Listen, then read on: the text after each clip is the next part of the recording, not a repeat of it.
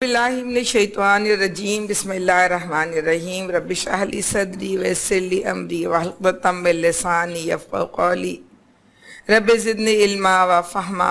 اس وقت ہم سورہ قیامہ پڑھیں گے انشاءاللہ۔ اس کی 40 آیات ہیں، یہ مکے میں نازل ہوئی، اس کے 7 پیراگراف ہیں۔ اس کے اندر اس کا مرکزی مضمون یہ ہے کہ اس میں قیامت کی دلیل دی گئی ہے، اور قیامت کی دلیل نفس لوامہ کے ذریعے دی گئی ہے۔ اس کا ایک گروپ قیامت کا انکار کرنے والوں کے بارے میں گفتگو کی گئی ہے۔ اس میں بد کردار انسانوں کی خصوصیات بتائی گئی ہیں، جملہ معترضہ پہ بات کی گئی ہے، انکار قیامت کی جو اصل وجہ ہے اس کو بیان کیا ہے، پھر دنیا سے روانگی کے منظر کو بھی ظاہر کیا ہے اللہ رب العالمین نے، اور نماز اور انفاق کے بغیر رخصت ہو جاؤ گے اس کی طرف متوجہ کیا ہے۔ پھر آخری بات یہ ہے کہ تم لوگ آخرت کے قائل ہو جاؤ۔ یہ سورہ قیامہ کے مضامین ہیں۔ آئیے ہم سورہ قیامہ شروع کرتے ہیں، پہلا حصے کی تلاوت ہم کرتے ہیں۔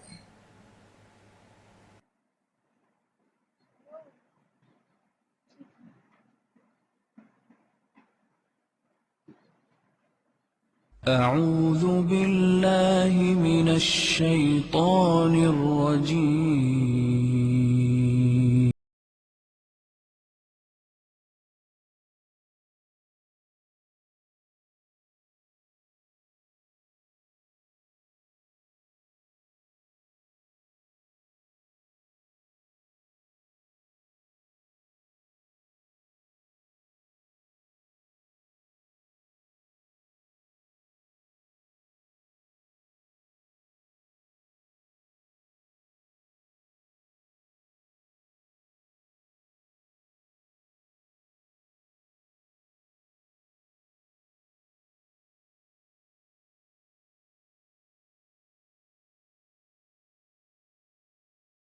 جو 1 سے 5 آیتیں ہم نے ابھی سنی ہیں، اللہ رب العالمین بتا رہا ہے کہ نہیں، میں قسم کھاتا ہوں قیامت کے دن کی، کہ اصل وجہ یہ ہے کہ یہ لوگ قیامت کا انکار اس لیے کر رہے ہیں کہ یہ بدعمالیاں جو ہیں وہ چھوڑنا نہیں چاہتے۔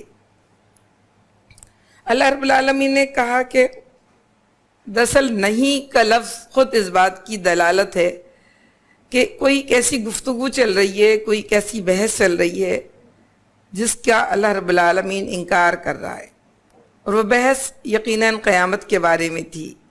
3 باتیں تھیں جو وہاں پر بہت زور و شور کے ساتھ بحث تھی، اور اللہ رب العالمین نے قرآن پاک میں 3 ہی دعوت تھی جو محمد رسول اللہ صلی اللہ علیہ وسلم کی لوگوں کے پاس تھی، اور وہ یہ تھی لوگوں کے لیے کہ پہلی بات اللہ رب العالمین پر ایمان لے آئیں، دوسری بات محمد رسول اللہ صلی اللہ علیہ وسلم کو رسول مان لیں، اور تیسری بات آخرت پر یقین کر لیں۔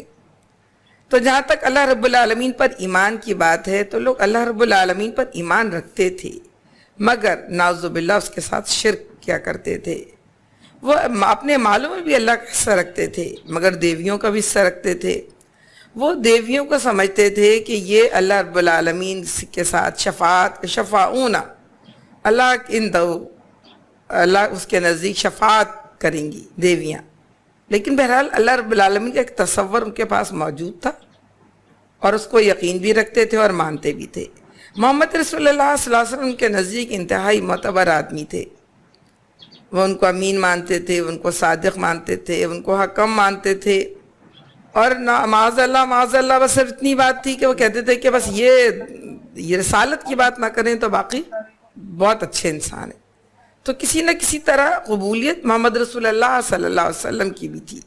لیکن تیسری دعوت جو یہ دعوت کا تیسرا جو نقطہ تھا وہ فکر آخرت یا آخرت کا یقین۔ وہ ایک ایسی بات تھی جس کو لوگ کسی طرح بھی یقین نہیں کرنے کو تیار تھے، مذاق اڑایا کرتے تھے، باتیں بنایا کرتے تھے، دلیل دیا کرتے تھے، لو مر کے مٹی مل جائیں گے، ایک نئی بات لے آئے، نرالی بات لے آئے، کوئی درندوں کے پیٹ میں چلا گیا، کوئی مٹی میں مل کے خاک ہو گیا، ہزارہ سال تک کسی کی ہڈیاں اڑ اڑ کے کہیں کہیں چلی گئیں۔ یہ کیسی بات کر رہے ہیں یہ لوگ کہ دوبارہ تم کو اٹھا کے کھڑا کیا جائے گا؟ تو اللہ رب العالمین نے اس زمانے میں جو بہت زیادہ کثیر صورتوں میں کثیر آیتیں نازل کی، وہ آخرت کا یقین دلانے ہی کے لیے کی، اور ان میں سے ایک سورہ قیامہ ہے، اور جس میں اللہ رب العالمین نے کہا لا اقسم بیوم القیامہ، نہیں میں قسم کھاتا ہوں قیامت کے دن کی، ولا اقسم بالنفس اللوامہ، اور نہیں میں قسم کھاتا ہوں نفس لوامہ کی۔ انسان کے دل کے اندر 3 قسم کے نفس ہوتے ہیں، ایک نفس امارہ جس کو قرآن کہتا ہے اور جس کو اپنی زبان میں دل کہتے ہیں، جو کہتا ہے جو کرو، جیسے چاہو جیو، جو دل چاہے کرو، اپنی خواہش پوری کرو، اپنی مرضی پوری کرو۔ اور اپنی مرضی اور اپنی خواہش پوری کرنے کے لیے تمہیں بہت زیادہ یہ نہیں دیکھنا چاہیے کہ دنیا تمہیں کیا کہتی ہے، کس کو نقصان پہنچتا ہے، کس کو فائدہ پہنچتا ہے۔ تمہیں دیکھنا چاہیے تم کس سے خوش ہوتے ہو، تمہیں کس سے فائدہ ہوتا ہے، اور اسی کے لیے آج ساری دنیا دوڑی جا رہی ہے۔ اور یہ نفس انسان کو کبھی بھی کسی ایسی بات کی طرف متوجہ نہیں کرے گا جس میں کسی حساب کتاب کی بات ہو، جس میں کسی اجر کی بات ہو، جس میں کسی سزا کی بات ہو۔ وہ کیوں کرے گا؟ اس لیے نہیں کرے گا کہ اگر اس سب کی بات کرتا ہے تو اس کے موجودہ وقت کا عمل جو ہے وہ رک جاتا ہے یا اس کو نقصان پہنچتا ہے۔ تو اللہ رب العالمین انسان کے نفس دل کے اندر موجود اس نفس کی قسم ہی نہیں کھاتا، اس کی طرف توجہ ہی نہیں دیتا۔ کیا کہتا ہے؟ وَلَا أُقْسِمُ بِالنَّفْسِ اللَّوَّامَةِ، میں قسم کھاتا ہوں نفس لوامہ کی۔ انسان کے اندر ایک اور نفس کی قسم ہے جس کو نفس لوامہ قرآن کہتا ہے، جس کو ہم اپنی زبان میں ضمیر کہتے ہیں، جو ہر بری بات کی طرف متوجہ کرتا ہے، ہر اچھی بات کی طرف متوجہ کرتا ہے، یا یوں کہہ لیں کہ ہر اچھی بات کی تحسین کرتا ہے اور ہر بری بات پہ سرزنش کرتا ہے یا روکتا ہے۔ تو جو نفس لوامہ ہے وہی انسان کو بتاتا ہے کہ کیا کام اس نے غلط کیا ہے۔ انسان نے، ہر انسان کے پاس ضمیر نامی چیز ہوتی ہے، اس کو مانے یا نہ مانے۔ جب وہ خود کسی کے ساتھ ظلم کر رہا ہوتا ہے تو اپنے آپ کو 100 دلیلیں دے لے کہ میں کیا کروں، میں اس وقت مجبور تھا، میں کیا کروں، میں اس کو نہیں مارتا تو وہ مجھ کو مارتا، میں کیا کروں، میں اس سے مال نہیں چھینتا تو وہ میرا مال چھین کے لے آتا۔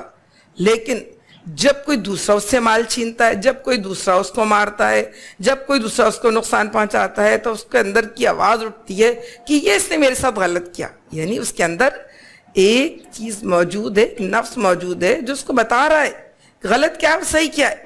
بے شک اچھا جب خود بھی غلط کر رہا ہوتا ہے، جب بھی وہ دلیل دے دے کے سمجھا رہا ہوتا ہے، لیکن نفس اس کو بتا ضرور رہا ہوتا ہے۔ تو اللہ رب العالمین کیا کہہ رہا ہے؟ نفس لوامہ کی قسم۔ نفس لوامہ بتاتا ہے کہ یہ کیسے ہو سکتا ہے کہ ایک شخص نے نیکی کی ہو، اس کی کوئی جزا نہ ملے، اس کو کوئی بدلہ نہ ملے۔ ایک شخص نے احسان کیا ہو، اس کا کوئی انعام نہ ملے۔ ایک شخص نے مشقت اٹھائی ہو، اس کے بدلے میں اس کو کوئی آرام نہ ملے۔ ایک شخص نے کوئی مصیبت اٹھائی ہو، اس کے بعد اس کو کوئی سکون نہ دیا جائے۔ اور ایک شخص نے ظلم کیا ہو، اس کو بدلہ نہ دیا جائے۔ اور ایک شخص نے بہت کسی کو نقصان پہنچایا ہو، اس کے بدلے میں اس کو کچھ بھی نہ کہا جائے۔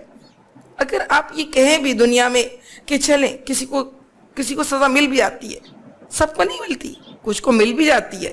تو ایک آدمی 10 لوگوں کا قاتل ہے، ایک مرتبہ سزا ملتی ہے۔ 1,00,000 بار کہا جائے کہ اس کو 10 بار پھانسی دی جائے گی، پھانسی ایک ہی بار ہوتی ہے۔ 9 لوگوں کا جرم اس کے ذمے بچتا ہے۔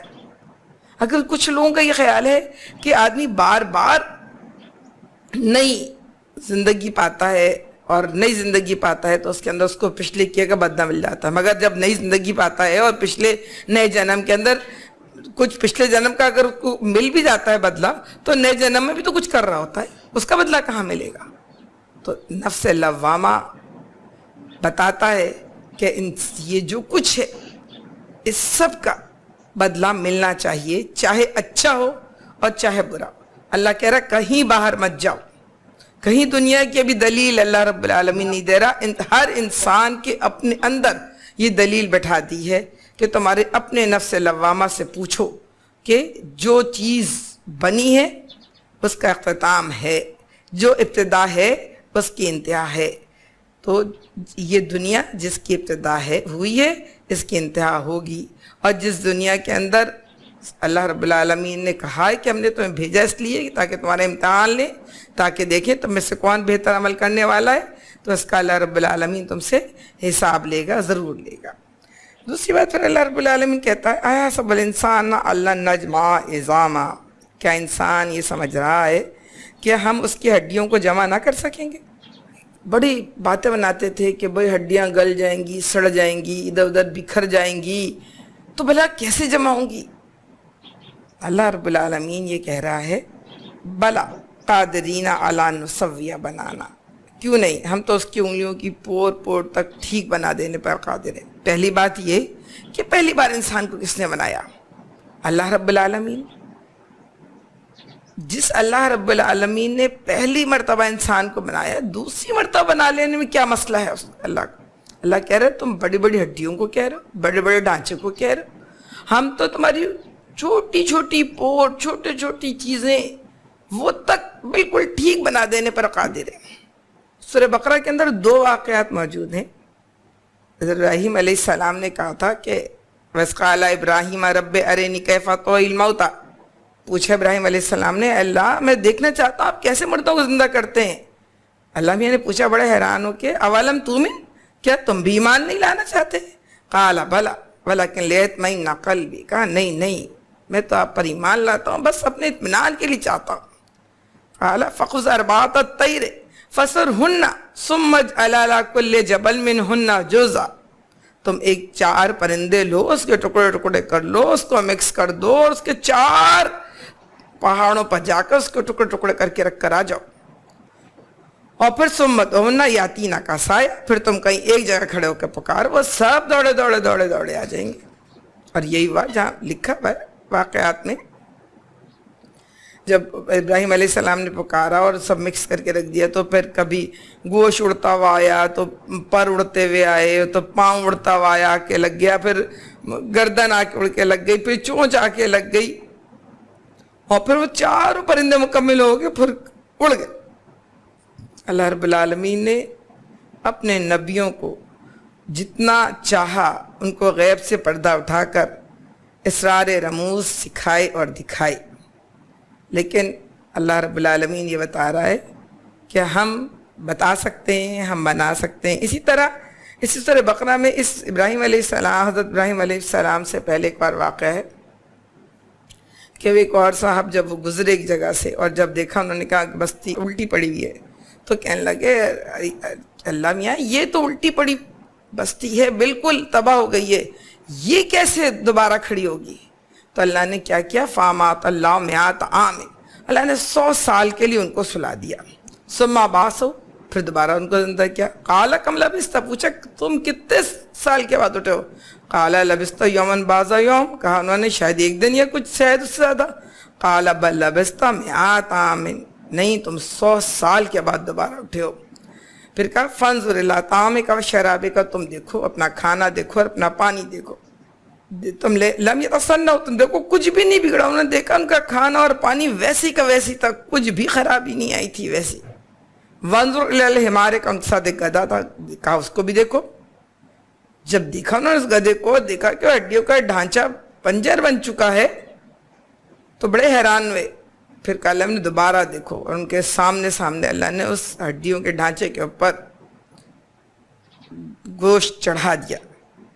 جب انہوں نے دیکھا کہ ان کے سامنے کس طرح ہڈیوں کے اوپر گوشت چڑھا، کس طرح کھال چڑھی، کس طرح دوبارہ زندہ کھڑا ہو گیا، فلما تبین لہ عالم ان اللہ علی کل شیء قدیر، اس نے کہا ہاں میں نے جان لیا کہ اللہ ہی ہر چیز پر قدرت رکھتا ہے۔ تو ہم تو خود انسان کو دیکھ رہے ہوتے ہیں کہ اللہ رب العالمین جو چاہے اللہ وہ کر جاتا ہے، اور جو انسان چاہیں تو چاہ کے بھی کچھ نہیں کر سکتے۔ مگر اللہ پھر آگے بتا رہا ہے کہ مسئلہ یہ نہیں ہے کہ اس کو انسان کو یہ پریشانی ہے کہ کہیں ہماری ہڈی کوئی جمع نہیں کر سکتا، انسان کو یہ پریشانی ہے ہم خود کوئی دوبارہ زندہ نہیں کر سکتا، اس لیے سوال پوچھا۔ اصل مسئلہ یہ ہے بل یرید الانسان لیفجر اماما، انسان یہ چاہتا ہے کہ آگے بھی بدعمالیاں کرے۔ اصل مسئلہ یہ ہے کہ انسان یہ چاہتا ہے کہ بدعمالیاں کرے۔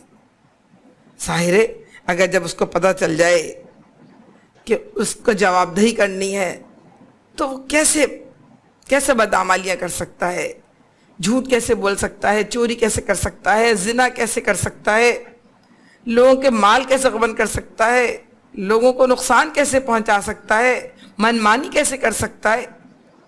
تو اصل بات یہ ہے اللہ رب العالمین خود وضاحت دے رہا ہے اور وہ یہ کہ بدعمالیاں کرنا چاہتا ہے، من مانی کرنا چاہتا ہے، اور جب اس کو من مانی کا کرنے کا موقع نہیں ملتا تو پھر وہ پریشان ہوتا ہے اور آگے سے باتیں بناتا ہے۔ حضرت ابراہیم علیہ السلام کو نمرود نے کیوں آگ میں ڈالا تھا؟ اس لیے آگ میں ڈالا تھا کہ ان کے ایک بت کی حکومت تھی اور خود کو وہ بت کا اوتار سمجھتے تھے، وہ ننار کا اوتار تھے۔ اس ننار کے آگے عورتیں روزانہ لڑکیاں پیش کی جاتی تھیں، اس ننار کے آگے خزانے پیش کیے جاتے، اس ننار کے آگے مال پیش کیا جاتا تھا، اور نہ صرف وہ فائدہ اٹھاتا بلکہ ان کے جتنے مال اور طبقہ تھا، بیوروکریسی جس کو آج کے زمانے میں ہم کہہ سکتے ہیں، وہ سب فائدہ اٹھاتے تھے۔ تو اصل مسئلہ ان کو یہ نہیں تھا کہ ان کو کچھ مٹی کے بتوں سے کوئی خاص محبت تھی، اصل بات یہ تھی کہ ان کی عیاشیوں کے خراب ہونے کا، نقصان میں جانے کا خطرہ تھا، اس لیے وہ حضرت ابراہیم علیہ السلام کے مخالف تھے۔ جتنے بھی نبی آئے، یہ جتنے بھی دین کو دعوت دینے والے آئے، اور جن لوگوں نے مخالفت کی، اس کی وجہ یہ نہیں تھی کہ ان کو دین سمجھ نہیں آیا تھا، ان کو دین سمجھ میں آیا تھا اصل بات۔ اور یہ خود حضرت ابراہیم علیہ السلام کے ماننے والے تھے۔ حضرت ابراہیم علیہ السلام نے آ کے خانہ کعبہ بنایا تھا، آگ سے نکلنے کے بعد جب باہر آیا، اس کے بعد اسماعیل علیہ السلام کے بعد یہاں آ کر اللہ کا گھر بنایا۔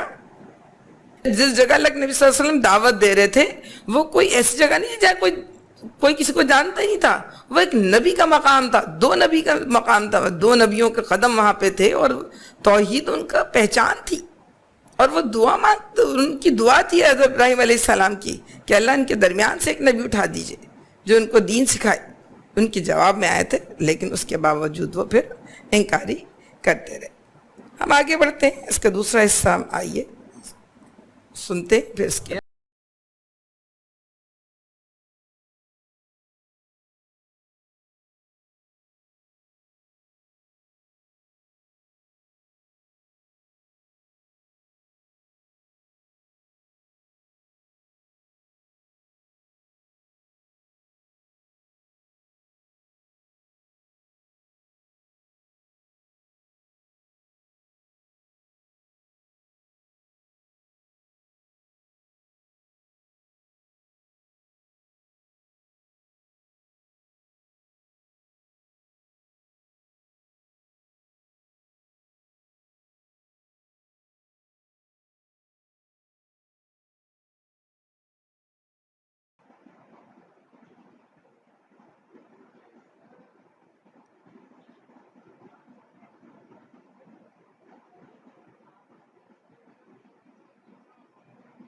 یہاں پر اللہ رب العالمین نے فاسق و فاجر بد کردار انسان کے بارے میں بتایا ہے کہ وہ اپنی اصلاح کرنے کے بجائے قیامت کا وقت پوچھتا ہے، باتیں کرتا ہے، سوالات بڑھ بڑھ کر کرتا ہے۔ یسأل ایان یوم القیامہ، پوچھتا ہے قیامت کب آئے گی۔ اس کا یہ مطلب نہیں تھا کہ وہ ان کو واقعی پتہ نہیں تھا کہ قیامت کب آئے گی، بیچارے سوال کر رہے تھے، پتہ چل جاتا، تیاری کر لیتے، اپنے عمل کو درست کر لیتے، اپنے کام کو بہت پریشان ہو کے پوچھنے آتے، نہیں، بلکہ مذاق کے طور پہ تھا، یہ استفسار کے طور پہ نہیں تھا، انکار کے طور پہ تھا، مذاق کے طور پہ تھا۔ یہ نہیں پوچھنا چاہتے تھے قیامت کس روز آئے گی، بلکہ مذاق کے طور پہ کہتے تھے کہ حضرت جس دن کی آپ خبر دے رہے ہیں آخر وہ آتے آتے رہ کہاں گیا۔ اصل وہ مذاق اڑاتے تھے۔ اللہ رب العالمین بتا رہا ہے کہ جب چاند بے نور ہو جائے گا، فَإِذَا بَرِقَ الْبَصَرُ، جب دیدے پتھرا جائیں گے۔ اس کا مطلب یہ ہے کہ برق البصر یعنی آنکھیں کسی تیز روشنی سے چندیا جاتی ہیں، دیکھنے کے قابل نہیں رہتی، کچھ دیر نظر نہیں آتا، لیکن یہاں پر دیدے پتھرا جانے کا مطلب یہ ہے کہ جب آدمی حق دک رہ جائے گا، اس کو کچھ سمجھ میں نہیں آئے گا کہ وہ اب کیا کرے۔ آپ کسی بھی مجرم کو رنگے ہاتھ پکڑ لیں، اس نے اپنے اوپر پردہ ڈالا ہو اور اس نے اپنی ایک سے بنائی ہو، ایک اپنا اوپر سے پوش ڈالا ہو، اور لوگ اس کو اسی روپ میں جانتے ہیں، پھر اچانک کوئی پکڑ لیتا ہے، پولیس پکڑ لیتی ہے، پتہ چلتا ہے نہیں وہ تو جو روپ سامنے دکھ رہا تھا وہ غلط تھا، یہ صحیح تھا۔ تو جب آدمی حق تک رہ جائے گا، وقال انسان مالا، انسان کہے گا یہ کیا ہو رہا ہے، اور جب اس دن زمین اپنی ساری خبریں نکال کر باہر پھینک دے گی، چاند بے نور ہو جائے گا اور سورج اور چاند ملا کر ایک کر دیے جائیں گے، چاند کی روشنی ختم ہو جائے گی، چاند اور سورج ملا کر ایک کر دیے جائیں گے۔ اس کا یہ بھی مطلب ہو سکتا ہے کہ کیونکہ چاند بے نور ہوگا تو اس کا مطلب سورج بے نور ہوگا، کیونکہ چاند سورج سے روشنی لیتا ہے، جب سورج بے نور ہوگا تو چاند بھی بے نور ہو جائے گا۔ اور اس کا ایک مطلب یہ بھی ہو سکتا ہے کہ زمین الٹی چل پڑے گی اور چاند سورج ایک ساتھ مغرب سے نکالنا شروع ہو جائیں گے۔ اور اس کا ایک مطلب یہ بھی ہو سکتا ہے کہ زمین اپنے مدار سے چاند کو چھوڑ دے گی اور چاند جا کر سورج میں مل جائے گا، یا اس کا کوئی اور بھی مطلب ہو سکتا ہے۔ ہم ان آیات کو جو اللہ رب العالمین نے اپنی کائنات سے متعلق بتائی ہیں، ہم ان کے بارے میں اتنا ہی جان سکتے ہیں جتنا اللہ رب العالمین نے بتایا ہے۔ بہرحال چاند اور سورج دونوں اپنی اس کارکردگی کو جو آج وہ ہمارے لیے ظاہر کر رہے ہیں وہ نہ ظاہر کر سکیں گے، اور ہم جس طرح آج فائدہ اٹھا رہے ہیں اور جس طرح آج ہم اطمینان کے ساتھ دنیا میں چل پھر رہے ہیں وہ پھر اس کو ہم نہیں کر سکتے۔ اس دن پھر کیا ہوگا؟ اللہ رب العالمین کہتا ہے کہ انسان کہے گا یقول الانسان یومئذ این المفر، انسان کہے گا میں کہاں بھاگ کر جاؤں۔ انسان یہ جملہ کب کہتا ہے؟ دیکھیں یہ جملہ ہم اس وقت کہتے ہیں جب ہم بھاگنا چاہتے ہیں کسی چیز سے، جب ہم کسی چیز کا سامنا نہیں کرنا چاہتے، جب ہم ہمارے جو بک کے اندر جو کچھ ہوتا ہے وہ ہمیں بتا رہا ہوتا ہے کہ اگر یہ سامنے آ گیا تو ہم کو نقصان ہی نقصان ہوگا۔ یہ جملہ ہم جب ہی کہتے ہیں کہ میں کہاں بھاگ جاؤں، لیکن جس کو پتہ ہوتا ہے کہ مجھے اس کا اچھا انعام ملے گا تو وہ جو ہے نا فَأَمَّا مَنْ أُوتِيَ كِتَابَهُ بِيَمِينِهِ یقول ہاؤ مقرو کتابیا، وہ کہے گا ہاں میری کتاب ملنے والی تھی، انی ظننت انی ملاق حسابیا، میں گمان کر رہا تھا کہ میری کتاب ضرور ملے گی۔ فَهُوَ فِي عِيشَةٍ رَاضِيَةٍ فِي جَنَّةٍ عَالِيَةٍ قُطُوفُهَا دَانِيَةٌ كُلُوا وَاشْرَبُوا هَنِيئًا بِمَا أَسْلَفْتُمْ فِي الْأَيَّامِ الْخَالِيَةِ، اس سے کہا جائے گا کھاؤ پیو مزے کرو جو دن تم نے میری مشقت میں گزارے۔ وَأَمَّا مَنْ أُوتِيَ كِتَابَهُ بِشِمَالِهِ، جس کا نام ہے اعمال بائیں ہاتھ میں دیا گا، کہے گا لم اوتا کتاب، مجھے نہیں معلوم میرا کتاب کیا تھا، یا لیتہا کانت قاضیہ، کاش قضا کا دن نہ تھا، ولم ادری حسابیہ، مجھے نہیں پتا کہ میرا حساب کتاب ہے تو کیا۔ تو وہ جس کو جو غلط ہے وہ پریشان ہے، کہے گا کہ میں کہاں بھاگ کے جاؤں، اور اللہ کیا کہے گا؟ کلا لا وزرا، کہیں بھاگ کے نہیں جا سکتے، الی ربک یومئذ المستقر، اس روز صرف اور صرف کہاں سے؟ سوائے رب کے ٹھکانے کے کہیں اور نہیں بھاگ کے جا سکتا۔ اس دن کیا ہے؟ اللہ رب العالمین ینبئ الانسان بما قدم واخر، اس دن انسان کو بتا دیا جائے گا کہ اس نے کیا کیا تھا اور کیا پیچھے بھیجا تھا۔ اچھا دیکھیں، بما قدم، قدمہ کہتے ہیں بھیجنے کو، پہلے کو، اول کو، اخرہ کہتے ہیں پیچھے کو، رہ جانے کو۔ اس کا ایک مطلب یہ بھی ہو سکتا ہے قدمہ و آخرہ کا کہ جو کام ہم نے اللہ، جو نام اعمال نے کیا یا برائی ہم نے اللہ رب العالمین کے یہاں بھیج دیں، اور جو ہم نے پیچھے چھوڑ دیں، اور مطلب اس کے اثرات، یعنی ہم نے ایک نیکی کی، ہم نے اللہ رب العالمین کے بھیجا، اس نیکی کے اثرات جتنے دن چلتے رہے وہ بھی ہمارے نام اعمال میں لکھے جاتے رہے۔ وہ برائی جو ہم نے کی اور اللہ کے یہاں پہنچ گئی، لیکن اس برائی کے اثرات جتنے دن چلتے رہے واخرہ وہ بھی ہمارے نام اعمال میں لکھے جاتے رہیں گے۔ اور دوسرے معنوں میں یہ ہے کہ اس کو یہی بتا دیا جائے گا کہ اس کو کیا کرنا چاہیے تھا اس نے نہیں کیا، اور اس کو کیا نہیں کرنا چاہیے تھا اس نے وہ کیا۔ تیسری بات یہ کہ اس کو تاریخ کے حساب سے بھی سب، قدمہ کا یہ مطلب پہلے کیا کیا بعد میں کیا کیا، تاریخ وائز کہہ لیں آپ، زمانے کے حساب سے۔ بچپن تو چلے حساب نہیں ہوتا، 14-15 سال کی عمر سے حساب شروع ہوتا ہے، بس اس وقت سے لے کر جوانی میں کیا کیا کیا، کون کون سی نیکی کی، کیا کیا عقل کو استعمال کیا، مال کو استعمال کیا، اور کیا کیا برائیاں کی، اور بڑھاپے کے اندر کیا کیا کیا، جو وہ سب بھی بتا دیا جائے گا۔ پھر اس کے علاوہ وہ نیکی اور بدی بھی اس کو بتا دی جائے گی، جو نیکی اور بدی وہ کرنے سے باز رہا، یا وہ نیکی اور بدی جو اس کو کر لینی چاہیے تھی اس نے نہیں کی، سب کچھ بتا دیا جائے گا۔ اچھا آج ہمارے لیے شاید یہ بات اتنی ناممکن نہیں ہے، ہم دیکھتے ہیں چھوٹی چھوٹی چپس لگا دی جاتی ہیں، چھوٹے چھوٹے کیمرے، یہ چھوٹے چھوٹے ٹکڑے موبائل کے جو میرے اور آپ کے ہاتھوں میں ہوتے ہیں، بڑے بڑے مناظر کو، بڑے بڑی آوازوں کو احساسات کو، سب چیزوں کو سب کر لیتے ہیں اور بتا دیا جاتا ہے. جس وقت یہ آیت نازل ہوئی اس وقت تو شاید ہو سکتا تھا کہ مشکل ہو، لیکن جب اللہ رب العالمین ایک طرف الیوم نختم علی افواہہم وتکلمنا ایدیہم وتشہد ارجلہم بما کانوا یکسبون، ایک طرف منہ پہ مہر لگا دیں گے، ہاتھ اور پاؤں گواہی دیں گے، ایک طرف نام اعمال دکھا دیا جائے گا، ایک طرف مووی چلا دی جائے گی، ایک طرف جہاں جو ہم سب کھلی کتاب میں سب کر رہے ہیں، جو کچھ کیا وہ سب کچھ دکھا دیا جائے گا. پھر اللہ آخر میں ایک اور بات کہتا ہے، بل انسان والا نفسی لو القی معاذیرا، انسان اپنے آپ کو خوب جانتا ہے، خواہ کتنی معذرت پیش کریں.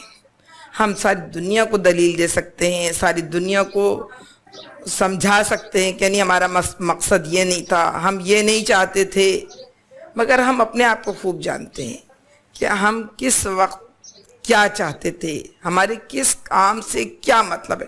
اور ہمارا رب ہم سے زیادہ ہم کو جانتا ہے.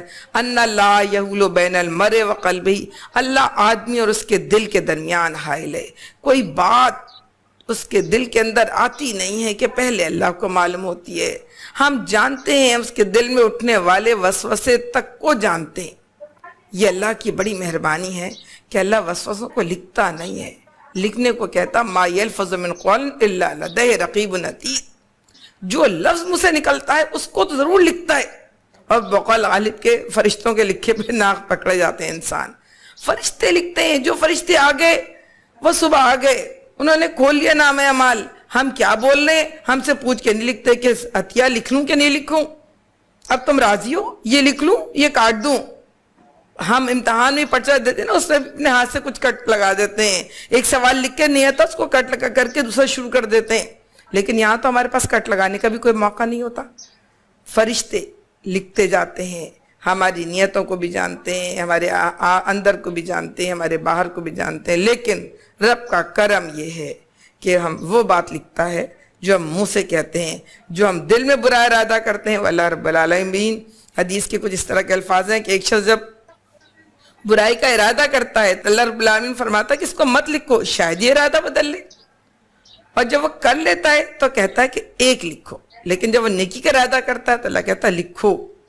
اور جب وہ نیکی کا ارادہ کرتا ہے اور نہیں لکھ کر پاتا پھر بھی اللہ کہتا ہے ارادہ تو کیا تھا، لکھا رہن دو.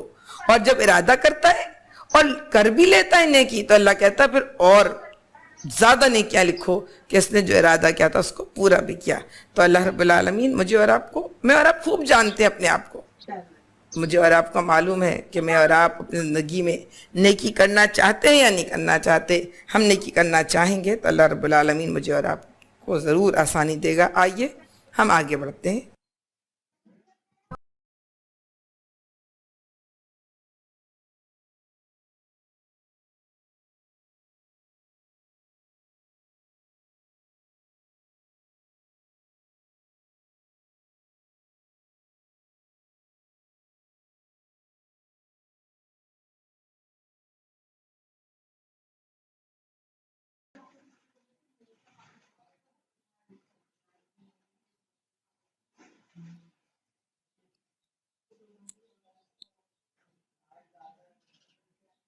اچھا، ان آیت میں یہ ایک جملہ معترضہ ہے، یعنی قیامت کے بارے میں بات کرتے کرتے اللہ کے نبی کریم صلی اللہ علیہ وسلم کو روح کا تسلی دی گئی ہے کہ لا تحرک بھی لسانک لتعجل بھی.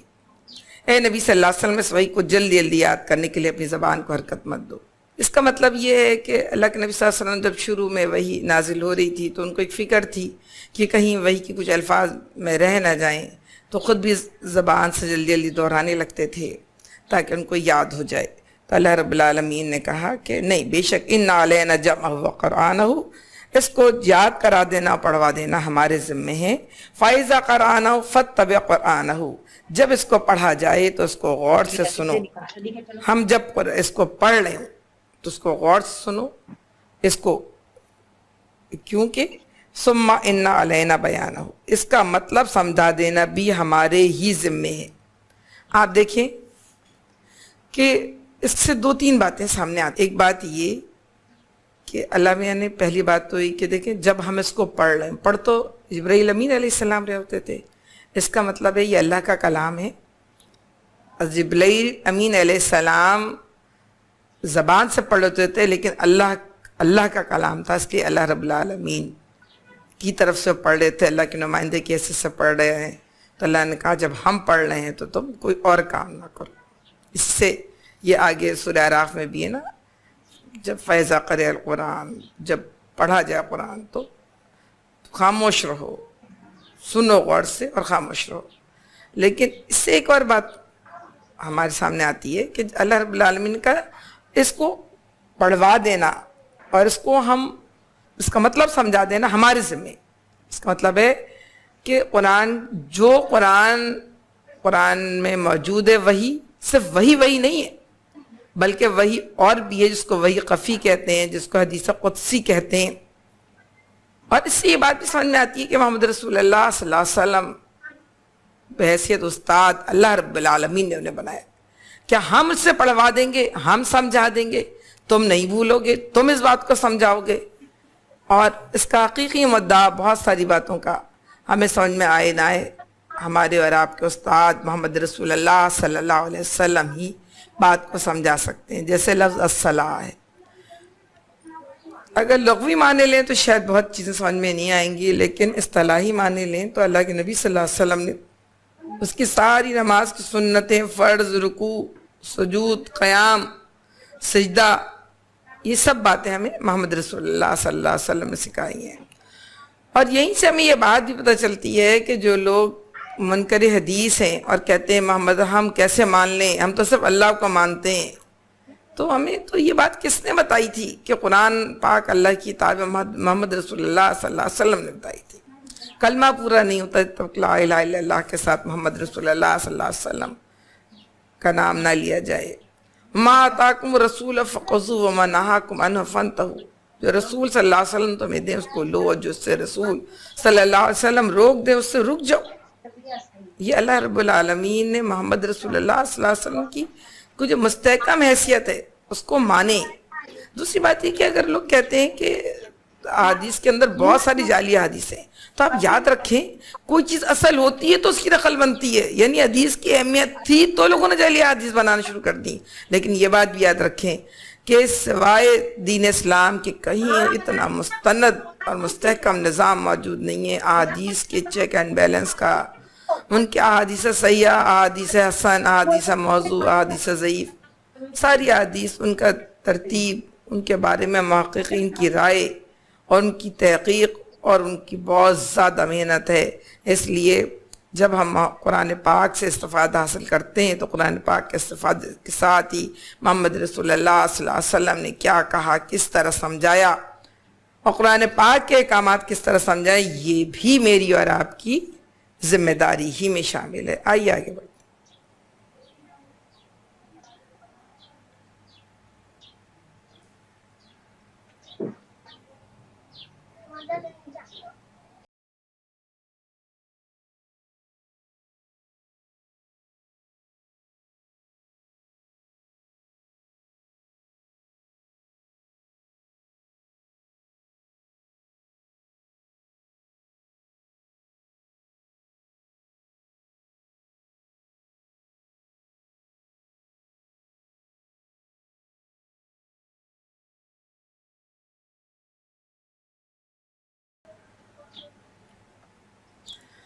یہ منظر ہے اس بات کی نشاندہی کا کہ انسان، پہلے بھی اللہ رب العالمین نے کیا بتایا کہ اصل میں تم چاہتے ہو کہ بدعمالیاں کرو، اس لیے تم جو ہے آخرت کا انکار کرتے ہو. اب دوسری وجہ پھر بتائی جا رہی ہے، دوسری وجہ یہ بتائی جا رہی ہے کہ کلا بل تحبون العاجلہ، اصل میں تم جلدی حاصل ہو جانے والی چیز سے محبت کرتے ہو، منمانی کرنا چاہتے ہو، اور تم کو نقد حساب چاہیے ہوتا ہے.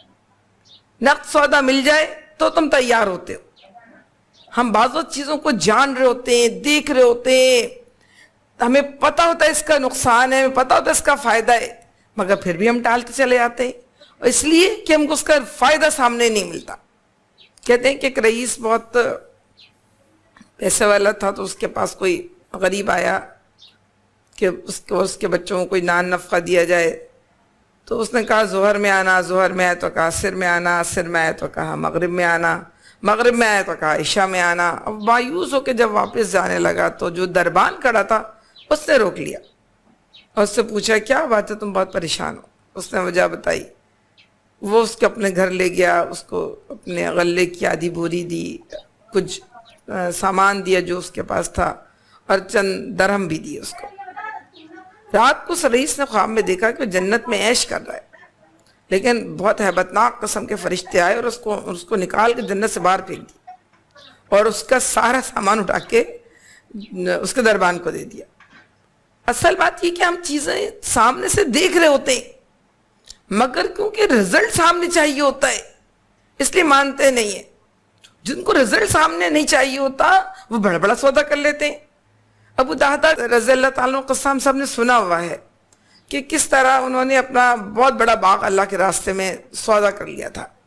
واقعہ یہ ہے کہ اللہ کے نبی کریم صلی اللہ علیہ وسلم کے پاس ایک یتیم لڑکا آیا اور کہا کہ یا رسول اللہ صلی اللہ علیہ وسلم، میرا ایک باغ ہے، میں چاہتا ہوں اس پہ دیوار اٹھا لوں چاروں طرف سے، لیکن ایک درخت ہے جو میرے اور میرے پڑوسی کے باغ کے درمیان آتا ہے، میرے بھائی کے یعنی پڑوسی کے باغ کا درخت ہے، اور وہ کیونکہ میرے اس طرف آ رہا ہے اس کی وجہ سے میری دیوار ٹیڑھی ہو رہی ہے. میں اپنے بھائی سے یعنی پڑوسی سے کہتا ہوں کہ یہ درخت مجھے دے دو تو میں دیوار سیدھی کر لوں.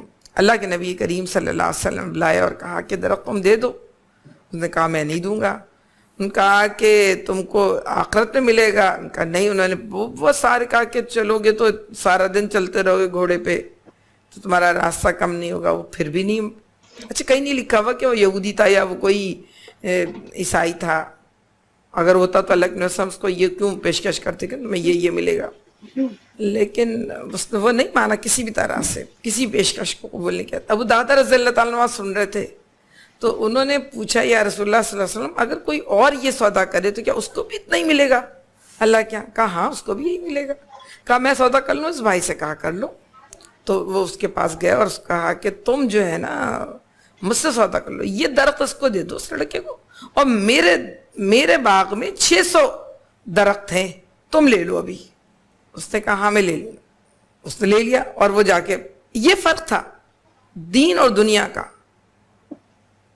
جن کو آخرت جن کے سر پہ سوار تھی، کلا بل تحبون العاجلہ وتذرون الآخرہ، تم آخرت کو چھوڑ دیتے ہو. اس نے چھوڑ دیا اور ادھر یہ عالم تھا آخرت کو ماننے والوں کا کہ وہ اپنے گھر پہنچے اور بیوی کو آواز دی کہ دادا کی ماں باہر نکلا میں نے سودا کر لیا ہے. کہا سودا کر لیا ہے؟ کیا سودا کیا ہے؟ میں نے جنت کا سودا کیا ہے. کہا بہت ہی اچھا سودا کیا تم نے. اور وہ نکل کر باہر آ گئے. تو بات یہ ہے جو لوگ دنیا سے محبت کرتے ہیں اور آخرت چھوڑ دیتے ہیں، اس کی پرواہ نہیں کرتے، پتہ نہیں کتنے آپ جتنے کاموں کا مرکز ہے، دار و مدار ہے، وہ اسی بات پر تو ہے. ہم ملاوٹ کیوں کرتے ہیں؟ دودھ میں پانی کیوں ملاتے ہیں؟ غذا کے اندر مختلف چیزیں کیوں ملاتے ہیں؟ دواؤں کے اندر جعلی چیزیں کیوں ملاتے ہیں؟ انسانوں کی جانوں سے کیوں کھیلتے ہیں؟ قتل و غارت گری کیوں کرتے ہیں؟ اور بھی دنیا میں جتنی برائی کام کیوں کرتے ہیں؟ ہمیں ہوتا ہے کہ بس اس کا رزلٹ یہاں ملے گا، یہ کریں گے تو یہ ملے گا، یہ کریں گے تو یہ ملے گا، اور یہ نہ کریں گے تو ہمیں نہیں ملے. آخرت میں اللہ پکارتا رہتا ہے تم آؤ، میں اکرام کی انتہا نہ کر دوں تو پھر کہنا. مگر ہم اس آخرت کی طرف ہمیں لگتا ہے کہ جب آخرت آئے گی، جب دیکھی جائے گی، وَتَذَرُونَ الْآخِرَةَ، تو اصل میں ہم پھر آخرت کو چھوڑ دیتے ہیں. اللہ رب العالمین کہہ رہا ہے وجوہ یوم ناظرہ، اس روز کو چہرے تر و تازہ ہوں گے اور اپنے رب کی طرف دیکھ رہے ہوں گے. دیکھیں جن کا نام عمل دائیں ہاتھ میں دیا جائے گا، جن کو پتہ ہوگا انہوں نے مشقت میں گزاری، وہ کہیں گے ہاں کب ملے گا یہ نام عمل، کب حساب کتاب ہوگا. جس بچے نے محنت کی ہوتی ہے سال بھر، وہ رزلٹ کا بے چینی سے انتظار کرتا ہے. اور جس بچے کا پیپر خراب ہوا ہے، جس نے محنت نہیں کی تھی، وہ کہتا ہے رزلٹ تو آئے نا، حالانکہ رزلٹ کا دن تو آئی جانا ہوتا ہے. اللہ کہہ رہا ہے کچھ لوگ تر و تازہ ہوں گے، اپنے رب کی طرف خوش خوش دیکھ رہے ہوں گے. اس سے یہ مطلب بھی لیا جاتا ہے کہ اللہ رب العالمین کو بالفعل سامنے دیکھ رہے ہوں گے. اور صحیح بات تو یہ ہے کہ جو لوگ اللہ کے نبی کریم صلی اللہ علیہ وسلم نے کہا جو زیادہ نیک لوگ اپنے رب کو ایسے دیکھو گے تم جیسے سورج کو دیکھنے میں کوئی تمہیں دقت نہیں ہوتی.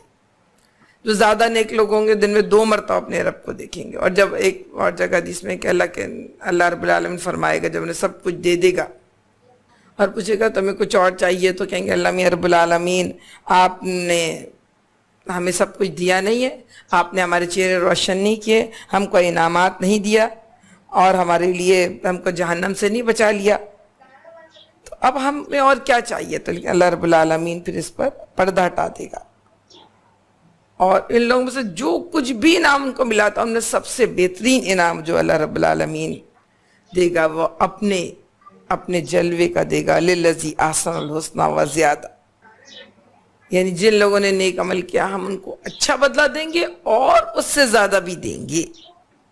کسی نے پوچھا یا رسول اللہ صلی اللہ علیہ وسلم کیسے دیکھیں گے؟ اللہ کے نبی صلی اللہ علیہ وسلم نے کہا کیا تم کو سورج اور چاند دیکھنے میں کوئی دقت پیش آتی ہے؟ اچھا سوال یہ ہوتا ہے کہ ہم اللہ رب العالمین کیسے دیکھیں؟ دنیا میں تو ہم نہیں دیکھ سکتے. صرف موسیٰ علیہ السلام نے خواہش کی تھی کہ اللہ میں چاہتا ہوں کہ آپ کو دیکھ لوں, اور اللہ نے کہا تھا کہ تم نہیں دیکھ سکتے. ہاں وَلَكِنْ انظُرْ إِلَىٰ جَبَلٍ, تم دیکھو اس پہاڑ کی طرف, فَسَوْفَ تَرَانِي, اگر تم اس کو دیکھ سکو تو تم پھر مجھے دیکھ سکتے ہو. اور فَلَمَّا تَجَلَّىٰ رَبُّهُ لِلْجَبَلِ, جب اللہ نے اس پہاڑ پر تجلی کی تھی تو کیا ہوا؟ جَعَلَهُ دَكًّا وَصَعِقَ مُوسَىٰ وَخَرَّ صَعِقَ مُوسَىٰ, اور موسیٰ علیہ السلام خوف سے گر پڑے, نہیں دیکھ سکے صرف اس تجلی کو. تو یہ دنیا میں اب اللہ کے یہاں کیا ہوگا؟ ہم تو صرف یہ جانتے ہیں ہماری آنکھیں, ہماری آنکھوں سے ایک چیز سامنے آتی ہے جو ہماری آنکھوں کی روشنی سے ٹکراتی ہے, اس کو ہم دیکھتے ہیں. ہم دنیا کے ایک طریقے سے واقف ہیں. دنیا کے کتنے طریقے ہو سکتے ہیں, کیا کیا چیزیں ہو سکتی ہیں. ہمیں پتہ ہے کہ ہم مختلف شیپ میں چینج نہیں ہو سکتا ہے, پتہ ہے جن مختلف شیپ میں چینج ہو جاتے ہیں ہر ایک کی جگہ پر, وہ ہم ایسی جگہ سے دیکھ رہے ہوتے ہیں, ہم ان کو میں نیسا لا ترونہم, تم ان کو نہیں دیکھ سکتے ہو. تو مختلف اللہ رب العالمین اس وقت کیا طریقہ نکالے گا یہ تو رب کائنات جانتا ہے, ہم نہیں جانتے, اور ہمیں اس پہ شاید کچھ بہت زیادہ گفتگو کی بھی ضرورت نہیں ہے. لیکن بہرحال اللہ رب العالمین کا سب سے بڑا انعام یہ ہوگا کہ اللہ رب العالمین اپنے انعامات کی بارش کر دے گا. اس انعامات کی بارش میں سب سے بڑا انعام رب کائنات کا جلوہ ہوگا, کیونکہ اس دن جو لوگ, اللہ رب العالمین کہتا ہے کہ وہ لوگ جو اللہ کے نافرمان ہوں گے وہ اللہ رب العالمین کے چہرے کو کبھی بھی نہیں دیکھ سکیں گے. اس کا مطلب ہے کہ باقی لوگ اللہ رب العالمین کے چہرے کو دیکھ سکتے ہیں. اس کے بعد اللہ رب العالمین کہتا ہے وجوہ یومئذ باسرہ, اور کچھ چہرے اس دن اداس ہوں. ظاہر ہے جنہوں نے اللہ رب العالمین استغفر اللہ ربی من کل ذنب اذنبت ومدن خطا سرا وعلانیہ ومن الذنب الذی اعلم ومن الذنب الذی لا اعلم انک انت العلام الغیوب ستار الغیوب غفار الذنوب. جنہوں نے غلط کیا ہوگا, دیکھیں کتنا بھی برا کر لیں ایک وقت تو آتا ہی ہے. الہاکم التکاثر حتی زرتم المقابر, تم کو ایک دوسرے سے بڑھ کر دنیا حاصل کرنے کی دھن نے غفلت میں ڈال رکھا ہے, یہاں تک کہ تم لب گور پہنچ جاتے ہو. اور یہاں بھی یہی بات ہوگی کہ وہ کچھ چہرے اداس ہوں گے, وہ سمجھ رہے ہوں گے کہ ان کے ساتھ کمر توڑ برتاؤ ہونے والا ہے. اللہ رب العالمین مجھے اور آپ کو اس مشکل گھڑی میں, اب تصور کیجئے جب ہم وہاں سے پلٹ نہ سکیں گے, وَلَّتَ الْمُجْرِمُونَ نَاكِسُو رُءُوسَهُمْ عِنْدَ رَبِّهِمْ, جب چہرے سر جھکے ہوں گے اللہ کے حضور مجرم, اور کہیں گے ربنا ابصرنا سمینا فرجینا, اے اللہ ہم نے دیکھ لیا, ہم نے سن لیا, ہم کو واپس پلٹا دیجئے, نہ ہم فنا عمل صالح, اب ہم نیک صالح عمل کریں گے. تو اللہ کیا کہے گا وَلَوْ شِئْنَا آتَيْنَا مِن كُلِّ نَفْسٍ هُدًى, میں نے ہر ایک کو دعوت پہنچائی تھی, وَلَكِنْ حَقَّ الْقَوْلُ مِنِّي, لیکن بہت کم لوگوں نے میری بات مانی. لَأَمْلَأَنَّ جَهَنَّمَ مِنَ الْجِنَّةِ وَالنَّاسِ أَجْمَعِينَ, آج میں جنہیں اس کو جہنم سے بھر دوں گا. فَذُوقُوا بِمَا نَسِيتُمْ لِقَاءَ يَوْمِكُمْ هَٰذَا, چکھو مزہ اس بات کا جو تم دنیا میں آج کے دن کو بلاغ کرتے تھے. إِنَّا نَسِينَاكُمْ وَذُوقُوا عَذَابَ الْخُلْدِ, آج ہم تمہیں بھلائے دی جاتے ہیں اور ہمیشہ رہنے والا عذاب تمہارے حصے میں ہوگا. بہرحال اللہ میاں مجھے اور آپ کو، ہم سب کو، ہم وہاں سے واپس پلٹ کے نہیں آ سکتے. وہ انسان کہے گا کیا ہم ایک مرتبہ واپس ہم کو پلٹائیں گے اللہ میاں؟ فنعملا غیر الذی کنہ نعمل، تو ہم اس سے جو اب تک کرتے تھے اس سے ہٹ کر عمل کریں. لیکن اس وقت اللہ رب العالمین کو کسی کے پاس اللہ کے پاس سے پلٹنے کا موقع نہیں ہوگا. سمجھ لیجئے ابھی میں اور آپ کھڑے ہیں اپنے رب کے حضور، میں اور آپ اپنے اعمال کا حساب دے رہے ہیں، ملنے والا ہے. اور ابھی تو پڑھا ہے بل الانسان والا نفس الوالقا معذیرا. ہم جانتے ہیں کہ ہم نے کیا کچھ کیا ہے. حضرت عمر رضی اللہ تعالیٰ عنہ دھوپ میں پتھر گرم کرتے تھے اور اس کے اوپر کھڑے ہو جاتے تھے، کہتے تھے اے عمر تیرے پاس ایک دیگچی ہے، ایک فلاں سامان ہے، اپنے سامان کا گنتی کرتے تھے. اور جب تیز پاؤں جلنے لگتا تو اتر جاتے تھے، تو پھر سامان کم کر دیتے تھے کہ عمر کیسے حساب دے گا. تو اللہ رب العالمین مجھے اور آپ کو حضور کھڑا ہونے کی تیاری کرنے والا بنا دے. آئیے آگے بڑھتے ہیں.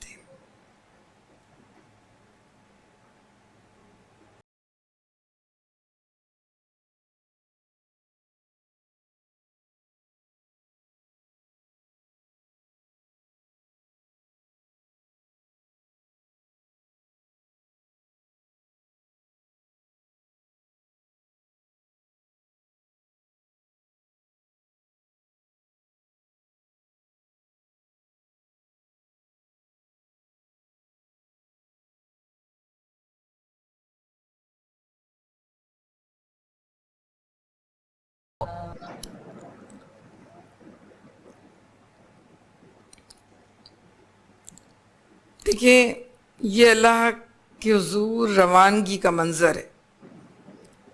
کیسا انسان ہوتا ہے، بڑا سے بڑا انسان، بڑا سے بڑا جابر سے جابر انسان، طاقتور سے طاقتور انسان. اللہ رب العالمین کے آگے جب حاضر، بڑا سے بڑا ڈاکٹر ہے، بڑا سے بڑا انجینئر ہے، بڑا سے بڑا بادشاہ ہے، بہت خوبصورت ہے، بہت ذہین ہے، بہت مشہور ہے، لیکن آتا تو وقت ہے سب کے اوپر. کلا اذا بلغت التراقی، ہرگز نہیں جب جان حلق تک پہنچ جائے گی. اور بتاؤ روانگی کا منظر میں بات ہوں. کچھ عرصہ پہلے ایک سروے ہوا دنیا میں، تو اس کو شاید وقت گزر گیا، تو جتنے دنیا میں بڑے لوگ تھے ان سب کی قبروں کا سروے ہوا. تو ان کے جو وہاں گارڈز تھے یا مجاور کہیے جو بھی کہتے، انہوں نے بتایا کہ اب یہاں پر ان کے اپنے کوئی قریبی عزیز بھی نہیں آتے. آپ دیکھیں انسان کس دنیا کے لیے کرتا ہے، کن بچوں کے لیے کرتا ہے اور کس کے لیے کرتا ہے. آج اس دنیا سے رخصت ہو، دنیا کا کاروبار اپنی جگہ اسی طرح چلتا رہے گا. اگر آپ کوئی عین جوانی میں چلا گیا، ایسا شخص چلا گیا جس کے پیچھے بچے ابھی چھوٹے کمزور ہیں، تو وہ شاید 4 دن رو لیں گے. لیکن ذرا کوئی 100-200 سال کا، 150 سال میں آپ نے گزار لی اور پھر چلے گئے، تو لوگ کہتے ہیں اچھا وہ کھائی پی عمر تھی، چلے گئے، بس چل اللہ میاں ان کی مغفرت کرے، نجات بن گئی ان کی. یہ دنیا ہے جس دنیا کے لیے سب کچھ چھوڑا. اب اللہ کہہ رہا کلا اذا بلغت التراقی، ہرگز نہیں جب جان حلق تک پہنچ جائے گی. اور یہ خیال تمہارا کہ تم مر کر مٹی مل جاؤ گے، نہیں. اب وہ سے وقت شروع ہو رہا ہے تمہارا جب تم سمجھ رہے ہو کہ اب تمہارا اللہ کے حضور حاضر ہونے کا وقت ہے. ختم ہونے کا وقت نہیں ہے، زندگی کے شروع ہونے کا وقت ہے. وقیل من راق استعمال ہوا ہے جو رقیہ سے ماخوذ ہے، جھاڑ پھونک کرنے والے کو کہا جاتا ہے. ہم بھی جانتے ہیں جب بھی ایسا موقع آتا ہے بلا لیا جاتا ہے. بے شک ہم سورہ یاسین پڑھواتے ہیں، ہم یا سلامہ پڑھواتے ہیں، پڑھ کے سورہ بقرہ پڑھائی جاتی ہے، لیکن سپارے لے کے لوگ پڑھ جاتے ہیں اور سمجھ میں آ جاتا ہے کہ اب ڈاکٹر بھی کہہ دیتا ہے کہ بس بلا لیں پڑھنے والوں کو، گھر والوں کو بلا لیجئے. سب کو سمجھ میں آتا ہے کہ اب دوائیں اثر نہیں کریں گی، اب مشینیں فائدہ نہیں پہنچائیں گی، اب اسپتال کوئی مدد نہیں کر سکیں گے، اب ڈاکٹروں کی ڈاکٹری کچھ بھی کام نہ آئے گی. وَظَنَّ أَنَّهُ الْفَرَاقُ، اور وہ سمجھ جاتے ہیں کہ یہ پنڈلی سے پنڈلی جڑ گئی ہے. تو پنڈلی سے پنڈلی جڑ جانے کا یہ بھی مطلب ہو سکتا ہے کہ وہ بہت سوکھ جائے، اٹھنے کے قابل نہ رہے، یہ بھی ہو جائے بہت سخت ہو جاتی ہے، آخر میں ہاتھ پاؤں چلتے نہیں ہیں، ایک غنودگی کسی کیفیت ہوتی ہے۔ اللہ میاں مجھے اور آپ کو عالم سکرات سے بچائے، اور اس کو، اس سے ہر ایک کو گزرنا ہے، اللہ میاں اس آزمائش سے بچائے۔ اور وہ دن ہوگا جب تیرے رب کی طرف روانگی کا ہوگا، اور وہ سمجھ جائے گا، آدمی سمجھ جائے گا وَظَنَّ أَنَّهُ الْفَرَاقُ، کہ اب دنیا سے جدا ہونے کا وقت آ چکا ہے۔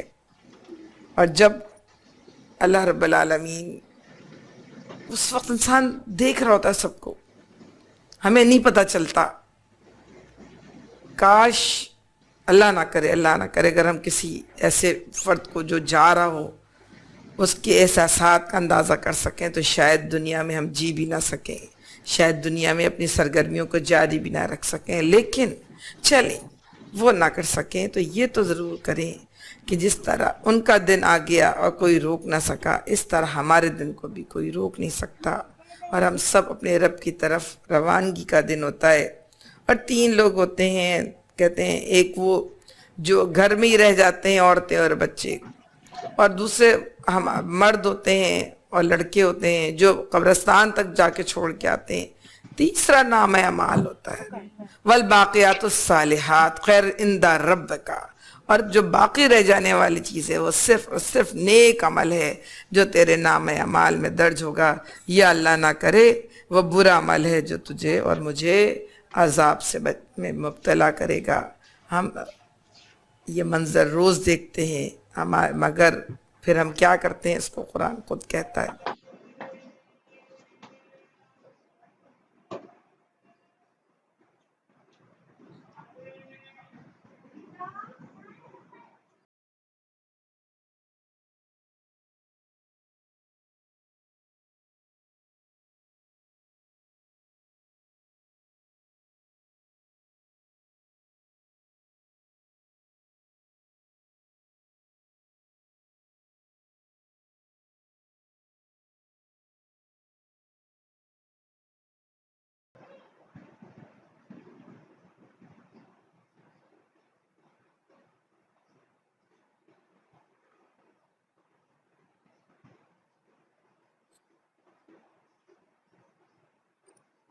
اللہ رب العالمین یہ بات کہہ رہا ہے کہ یہ منظر روز دیکھتے ہیں، مگر پھر فلا صدق ولا صلی، مگر اس نے نہ سچ مانا نہ نماز پڑھی، اوللک ولکن کذب وتولی، اس نے جھٹلایا اور پلٹ گیا، ثم ذهب الی اہلہ یتمطیٰ، پھر اپنے گھر والوں کی طرف اگڑتا ہوا چلا گیا۔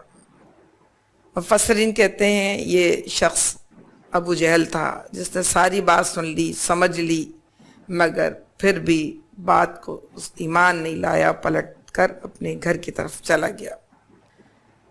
کہتے ہیں جب اللہ کے نبی کریم صلی اللہ علیہ وسلم، یہ اسی وقت شروع کے وقت کا زمانہ ہے کہ رات کے جب قرآن پڑھا کرتے تھے تو چھپ کر جو لوگ قرآن سنا کرتے تھے، اس میں اخنس بن ربیعہ تھا، اس میں ابو سفیان تھے، اور اس میں ابو جہل تھے۔ یہ چھپ کر قرآن سنتے تھے، حجرے کے آگے پیچھے کہیں دبک جاتے تھے۔ ایک مطلب کسی کو پتہ نہیں کہاں سے آ گئی، یہ چھینک آ گئی، اس طرح تینوں کو آ گئی اور تینوں پکڑے گئے۔ تو انہوں نے ایک دوسرے کو بڑی ملامت کی کہ آئندہ کل سے نہیں آنا۔ اچھا چلے گئے۔ اگلے دن ابو جہل نے سوچا کہ یہ لوگ تو نہیں آئیں گے، میں چلتا ہوں۔ اگلے دن بھی پھر تینوں اس طرح پکڑے گئے کسی بات پہ۔ 3 دن تک پکڑے جاتے رہے۔ چوتھے دن انہوں نے خون سے لکھ کر کوئی معاہدہ کیا، اس کے بعد پھر وہ نہیں گئے۔ تو حرم میں بیٹھے ہوئے تھے، اخنس بن ربیعہ ابو سفیان سے کہہ رہا تھا کہ آپ نے محمد کی بات سنی صلی اللہ علیہ وسلم، کچھ سمجھ میں آتا ہے؟ تو ابو سفیان کہنے لگے کہ کچھ باتیں تو سمجھ میں آتی ہیں اور کچھ کے اسرار ہی نہیں کھلتے۔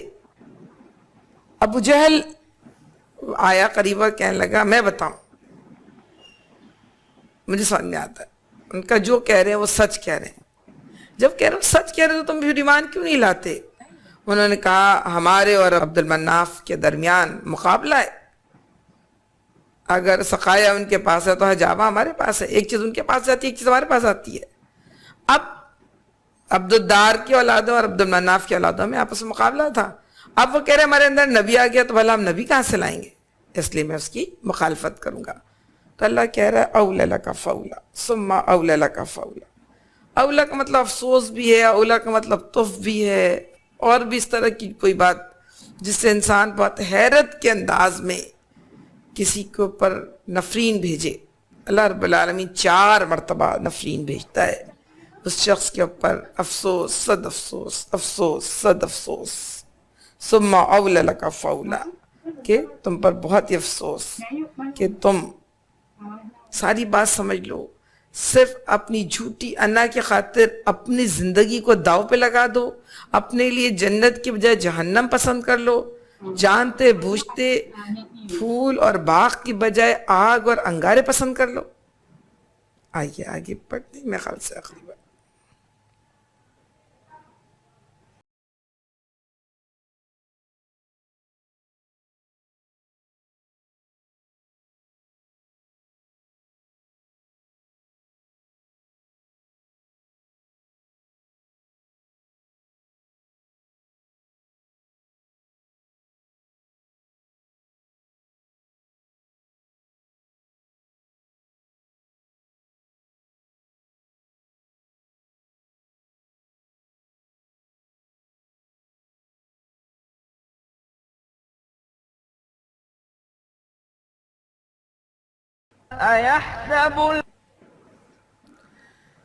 دیکھیے یہ آخری پیراگراف ہے جو ہم نے ابھی سنا، اور اللہ رب العالمین نے اس میں اپنے آپ پر غور کرنے کی دعوت دی ہے. ایحسب الانسان ان یترک سدی. سدا ابلس، سدا اس اونٹ کو کہتے ہیں جو یوں چھوٹا پھر رہا ہو، یا ہم اپنے اردو زبان میں شتر بے مہار کہہ رہے ہیں. اور اب یوں سمجھ لیجئے کہ اس کلام کو ختم کرتے ہوئے اسی بات کا اعادہ کیا جا رہا ہے جس کو بات شروع میں کہی تھی کہ زندگی کے بعد موت ضروری ہے. اور تم غور کرو کہ کیا تم سمجھتے ہو کہ تم یوں ہی چھوڑ دیے جاؤ گے. قرآن بار بار کہتا ہے کہ ام حسبتم ان تترکوا، تم سمجھتے ہو کیا تم یوں ہی چھوڑ جاؤ گے. وَلَمَّا يَعْلَمَ اللَّهُ الَّذِينَ جَاهَدُوا مِنكُمْ ام حسبتم ان تدخلوا الجنة، تم سمجھتے ہو کیا تم یوں ہی جنت میں داخل کر جاؤ گے. وَلَمَّا يَعْلَمَ اللَّهُ الَّذِينَ جَاهَدُوا مِنكُمْ، اور اللہ دیکھے گا نہیں کہ تم نے جدوجہد تم میں سے کس نے کی. اللہ رب العالمین انسانی تخلیق کے مدارج جتنے ہیں کہ کس طرح ایک باریک سا خوردبینی کیڑا ہوتا ہے جو باپ کے پاس ہوتا ہے، جو ماں کے پاس ہوتا ہے، جب وہ مل جائے اور سیل بن جائے تو اس کو بھی کسی خوردبین سے ہی وہ پتہ نہیں کیسے دیکھا جا سکتا ہے. اور پتہ نہیں کتنے سیل بنتے ہیں، لیکن ہر سیل ایک انسان نہیں بنا سکتا. لیکن آپ دیکھیں اسی میں سے جب وہ ایک انسان بن جاتا ہے تو کوئی کہہ سکتا ہے، اگر میں 50-55 سال کی ہوں تو اس سے پہلے آپ دیکھ لیں کہ اس سے پہلے 60 سال پہلے کوئی میرا وجود تھا، 70 سال پہلے کوئی وجود تھا. اس پانی کے قطرے کا بھی نہیں تھا، اس سیل کا بھی نہیں تھا، اور خودبینی کیڑے کا بھی نہیں تھا. پھر کون کہہ سکتا ہے کہ یہ خودبینی کیڑا، یہ ذرہ، یہ بڑا ہو کے اتنا طاقتور، اتنا قوتور بن جائے گا کہ یہ انسان ایسے بڑے بڑے کام کرے گا. تو جو اللہ قطرے سے اتنا بڑا انسان بنا سکتا ہے، کیا وہ اس بات پر قادر نہیں ہے کہ وہ دوبارہ انسان کو فجعل من الزوجین الذکر والانثی. پھر دیکھیں ہر انسان کو اور ہر جاندار کو اللہ رب العالمین نے زوجین کی صورت میں بنایا. ایسا نہیں ہو سکتا کسی ملک میں صرف لڑکیاں ہی ہوتی ہوں لڑکے نہ ہوتے ہوں، کسی ملک میں صرف لڑکے ہی ہوتے ہیں لڑکیاں نہ ہوتی ہوں. اللہ نے لڑکیاں بھی پیدا کی، لڑکے ہی پیدا کیے، ان کے ملنے کا بھی انتظام کیا، نسلوں کے آگے بڑھنے کا بھی انتظام کیا. جب اللہ یہ سب کام کر سکتا ہے تو پھر کیا الیس ذالک بقادر علی ان یحیی الموتیٰ، کیا اللہ اس بات پر قدرت نہیں رکھتا کہ مرنے کے بعد دوبارہ زندہ کرے. سبحانک اللہم فبل. اللہ کے نبی صلی اللہ علیہ وسلم نے فرمایا جب تم سورہ قیامہ پڑھو اور یہاں تک پہنچو تو کہو سبحانک اللہم فبلا یا بلا یا سبحانک و بلا، یعنی اللہ، ہم تعریف اللہ کے لیے، اے اللہ ضرور، سبحانک ساری تعریفیں اللہ آپ کے لیے، ضرور ضرور اے اللہ آپ ہی نے پیدا کیا ہے، آپ ہی ہم کو دوبارہ اٹھائیں گے، اور آپ ہی ہیں جو ہمارے پر رحم کریں گے. اللہ ہم سب سے آسان معاملہ کرے، ہم سب سے رحم کا معاملہ کرے. اور آپ یہ جان لیں، میں بھی جان لوں، ہم سب جان لیں کہ جب اللہ رب العالمین کے پاس سے ذرہ نہیں چھوٹ سکتا، ذرے سے اللہ انسان بنا سکتا ہے۔ اللہ کہہ رہا ہم تمہاری ہڈیوں کو پوڑ تک کو دوبارہ ٹھیک بنا دیں گے، اور ہم یہ کہہ رہے ہیں تمہاری ایک ایک چیز کا حساب لے لیں گے، تو پھر ہم کس بات سے خوش فہمی میں مبتلا ہیں کہ ہم جو دل چاہے کریں؟ یقول اہلکت مالا لبدا، کہتا میرا مال میری مرضی جیسے چاہوں خرچ کروں۔ نہیں، اللہ کہہ رہا ہے ایک ایک نعمت کی جواب طلبی کی جائے گی۔ ضرورت اس بات کی ہے، اللہ نے ایک بار پھر ماہ رمضان دیا ہے، آئیے ہم اپنی نعمتوں کا حساب کریں۔ کر تو نہیں سکتے لیکن شکر تو ادا کر سکتے ہیں، اپنی نعمتوں کا احساس کر سکتے ہیں، ان کا شکر ادا کر سکتے ہیں، اور شکر یہی ہے کہ اس نعمت کو اسی کی مرضی کے مطابق استعمال کیا جائے جس کو دینے والے نے ہمیں دیا ہے۔ سبحانک اللہم و بحمدک، نشہد ان لا الہ الا اللہ، نستغفرک و نتوب الیک، وآخر دعوانا ان الحمد للہ رب العالمین۔